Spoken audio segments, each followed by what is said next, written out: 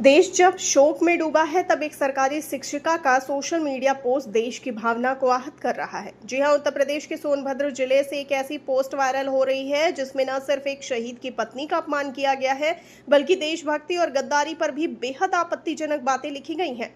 मामला अब प्रशासन के संज्ञान में आ चुका है और कार्रवाई की तैयारी हो रही है। बता दें कि ये तस्वीर है शहीद लेफ्टिनेंट विनय नरवाल की, जिन्होंने पहलगाम आतंकी हमले में देश के लिए अपने प्राण न्यौछावर कर दिए। लेकिन उनकी शहादत के कुछ ही दिनों बाद सोनभद्र की एक शिक्षिका ने फेसबुक पर कुछ ऐसा लिखा जिसने सोशल मीडिया पर बवाल खड़ा कर दिया।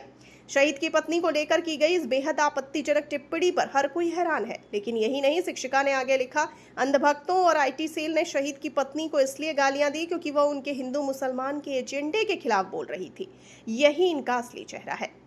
ये यही नहीं रुका, शिक्षिका ने यहाँ तक लिख दिया कि देश के वफादार हमेशा मुसलमान रहे हैं, गद्दार तो हमेशा संगी रहे हैं।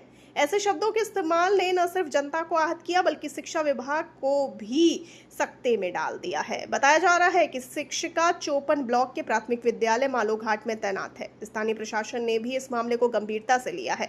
हमें शिक्षिका द्वारा किए गए पोस्ट की जानकारी प्राप्त हुई। यह बेहद गंभीर विषय है और जांच के बाद उन पर विभागीय कार्रवाई की जाएगी। जांच में दोषी मिलने पर एफआईआर भी कराया जाएगा। बता दें कि जब एक शिक्षक जो देश की भावी पीढ़ी को गढ़ने का काम करता है वो खुद ऐसे विचार फैलाए जो देश की अखंडता और एकता पर चोट करे, तो यह केवल एक व्यक्तिगत राय नहीं रह जाती, यह सामाजिक जिम्मेदारी की अनदेखी बन जाती है। इस मामले में शिक्षा विभाग क्या कड़ा कदम उठाता है, ये देखने वाली बात होगी। पहलगाम हमले के जो है पहलगाम हमले के बाद एक आपत्तिजनक पोस्ट किया है जो देशद्रोही लगता है, तो क्या है मामला? मुझे भी कुछ लोगों द्वारा बताया गया और सूचना मिली है सोशल मीडिया के माध्यम से, यानी लोगों के माध्यम से, कि कोई शिक्षिका है जो आपत्तिजनक पोस्ट कर रही है सोशल मीडिया पे।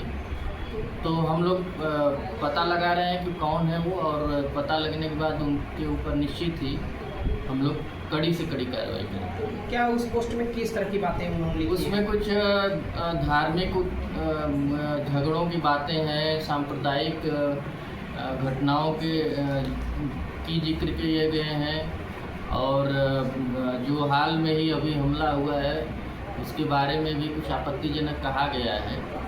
तो उसका संज्ञान लेके हम लोग निश्चित रूप से कड़ी कार्रवाई करने जा रहे हैं। अगर इस तरह की बात आ रही है तो क्या इस पे एफआईआर भी दर्ज होगा या?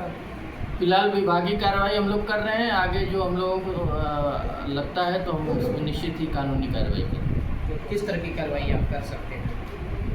इसमें जो विभागीय नियमावली के तहत अनुशासनहीनता के विरुद्ध आचरण नियमावली है, उसके तहत हम लोग कार्रवाई करेंगे।